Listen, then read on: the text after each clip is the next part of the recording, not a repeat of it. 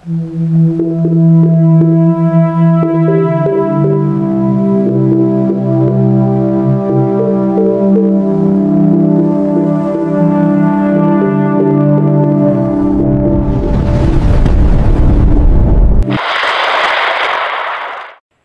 ang pinakahuling update sa lagay ng panahon sa ating bansa ngayong araw ng Linggo, ika-17 ng Agosto taong 2025.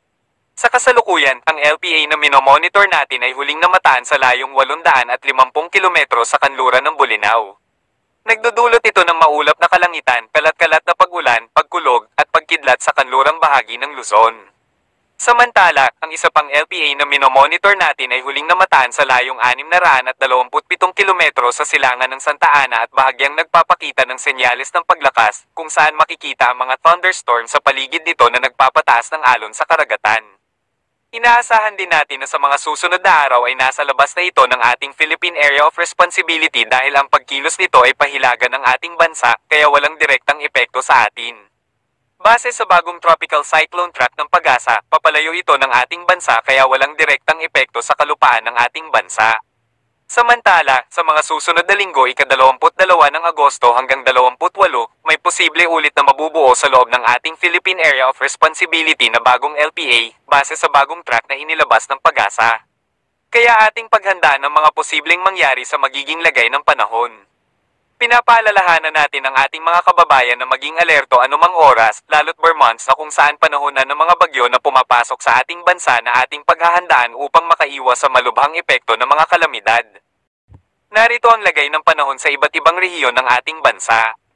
Luzon. Dahil sa epekto ng LPA sa kanlurang bahagi ng bansa, inaasahan pa rin ang maulap na papawirin at kalat-kalat na pag-ulan sa Zambales, Bataan, Metro Manila, Occidental Mindoro, at Oriental Mindoro. Kapansin-pansin pa rin ang epekto ng extension ng LPA na siyang nakaapekto sa mga nasabing lugar dahil sa paghila ng LPA sa hanging habagat. Samantala, sa nalalabing bahagi ng Luzon, inaasahan ang pagbuti ng panahon sa Northern Luzon, Central Luzon, at Eastern Luzon sa umaga. Gayunpaman, nariyan pa rin ang mga thunderstorm na magdudulot ng maulap na papawirin at kalat-kalat na pag-ulan sa hapon at gabi. Kaya ugaliin pa rin magdala ng panangga sa biglaang buhos ng ulan dulot ng localized thunderstorm pagsapit ng hapon at gabi. Visayas. Dahil sa bahagyang paglayo ng LPA sa kanlurang bahagi ng bansa at paghila nito sa hanging habagat, wala nang direktang epekto sa Visayas. Inaasahan ang pagbuti ng panahon dahil wala namang namomonitor na cloud cluster na magdudulot ng malawakang pag-ulan. Gayunpaman, pagsapit ng hapon at gabi, nariyan pa rin ang bahagyang maulap na papawirin na dulot ng thunderstorm. Mindanao. Dahil sa paglayo ng weather system na nakaapekto sa Mindanao tulad ng LPA at hanging habagat, inaasahan na bubuti na ang lagay ng panahon. Kaya kung may mga dapat tapusin gawain, magandang panahon ito upang matapos ang mga ito. Palawan. Pinag-iingat pa rin ang mga kababayan dahil sa inaasahan pa rin na patuloy ang epekto ng hanging habagat na pinalakas ng LPA. Makikita na hinihila ang hanging habagat na magdudulot ng maulap na kalangitan at mataas ang tsansa ng pag-ulan. Kaya pinapaalalahanan ng mga kababayan sa Palawan na maging alerto sa mga biglaang buhos ng ulan. Lagay ng karagatan. Sa kasalukuyan, wala pang nakataas na gale warning sa kahit anong baybayin ng ating karagatan. Ngunit pinag-iingat ang mga kababayan na mangisda sa kanlurang bahagi ng ating bansa kung saan may minomonitor na LPA dahil inaasahan pa rin ang mataas na pag-alon sa mga karagatan dulot ng hanging habagat na associated sa LPA. Maging alerto sa mataas na pag-alon na makikita sa wave tracker na may kulay violet na senyales ng mataas na pag-alon ng ating karagatan na dulot ng hanging habagat at LPA. Samantala, sa silangang bahagi ng ating bansa, inaasahan rin ang moderate to rough sea condition na makikita sa may LPA sa silangang bahagi ng Luzon na dark blue ang kulay kung saan mataas din ang inaasahang pag-alon ng karagatan. Kaya pinag-iingat ang mga kababayan na mangisda lalo't sa kanlurang bahagi ng ating bansa. Ito ang pinakahuling update ngayong araw ng Linggo. Para sa mga bagong ulat panahon, mag-subscribe sa aming YouTube channel para ma-notify sa mga bagong ulat panahon at huwag kaligtaan i-like at i-share upang marami tayong maabisuhan ukol sa lagay ng panahon at sa mga susunod na panahon. Ingat po mga kababayan. Dumako naman tayo sa ating partner para sa mga karagdagang impormasyon sa loob ng ating bansa. Sa ngayon, meron nga po tayong binabantayang low pressure area. Sa ngayon, kahit ito po'y malayo sa ating kalupaan, yung trough naman po nito or yung extension ng kanyang Kanyang mga kaulapan ay makakaapekto po dito sa may northern at sa may central Luzon, kabilang na po ang Ilocos Region, Batanes and Babuyan Islands at dito po sa may Cordillera Administrative Region.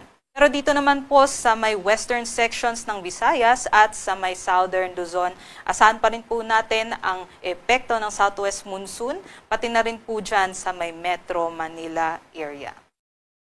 Para naman po sa ating pagtayab, asahan po natin na magpapatuloy pa rin po ang epekto nitong ating southwest monsoon o habagat dito po sa may area ng Zambales, Bataan, pati na rin po sa may Metro Manila at sa Mindoro Occidental at Oriental. Kaya sila po ay makakaranas ng makulimlim na panahon na may kalat-kalat na pag-ulan, pagkulog at pagkidlat. Pero sa may northern at central Luzon, pati na rin po sa may silangang bahagi ng Luzon, asahan po natin ang maaraw na panahon, ngunit mataas po yung tsansa ng mga isolated o localized thunderstorms pagdating po ng hapon at gabi. Dahil dito po ay hihina na po ang ating habagat. At dahil nga po maaraw ang ating aasahan dito po sa may Tuguegarao, aabot po ng 34 degrees Celsius ang kanilang maximum temperature. Pero sa Metro Manila, 25 to 31 degrees Celsius ang kanilang agwat ng temperatura.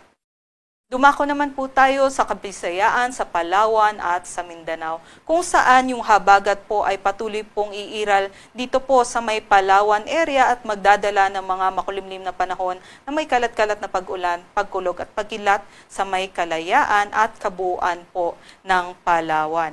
Ngunit sa ibang bahagi po ng Visayas at Mindanao, asahan pa rin po natin ang bahagyang maulap hanggang maulap na papawirin at mataas na tsansa ng mga isolated o localized thunderstorms, lalong-lalo na pagdating ng hapon at gabi. At dahil dyan mainit po yung ating silangan at timugang bahagi ng bansa natin, aabot hanggang 32 hanggang 33 degrees Celsius ang ating maximum temperature. Ito po ang ating 3-day weather outlook for Monday hanggang Wednesday. So sa kabuuan po ng ating bansa, asahan po natin na by Monday ay mas hihina po ang ating habagat at magkakaroon po tayo ng monsoon break, which means po na magkakaroon tayo ng matinding sikat ng araw dahil hindi po makakaapekto ang southwest monsoon sa ating buong bansa. Pero pagdating naman po ng Wednesday ay aasahan po natin na babalik po or yung mga pag-ulan natin dahil naman po dito sa Intertropical Convergence Zone o yung pagsasalubong ng hangin galing sa northern at sa southern hemisphere na magdadala at magbubuo ng mga kaulapan, lalong-lalo na po sa may Visayas at Mindanao area. Pero pagsapit po ng Wednesday dito po sa may Metro Manila, sa may Calabarzon din po, lalong-lalo na sa Quezon and sa may Rizal area ay asahan po natin ang maulap na panahon dahil sa ITCZ. Pati na rin po dito sa may Bicol region. So, yun po ang ating aasahan sa loob ng 3 araw. Dito naman po sa may Visayas, yung ITCZ na epekto po ay magsisimula na po simula ng Tuesday hanggang sa Wednesday. So, mas maaga po yung epekto nitong ITCZ dito po sa may Visayas at Mindanao area. So dito nga po, parte na rin po sa may Mindanao area, asahan po natin ang maulap na panahon pagdating po ng Tuesday. Pero Monday ay magiging maaraw po tayo. At aabot nga po ng hanggang 33 degrees Celsius dito po sa may Zamboanga City at Metro Davao City. Para sa Kalakhang, Maynila, ang araw ay lulubog mamayang 6:18 p.m. at sisikat naman po ng 5:43 a.m.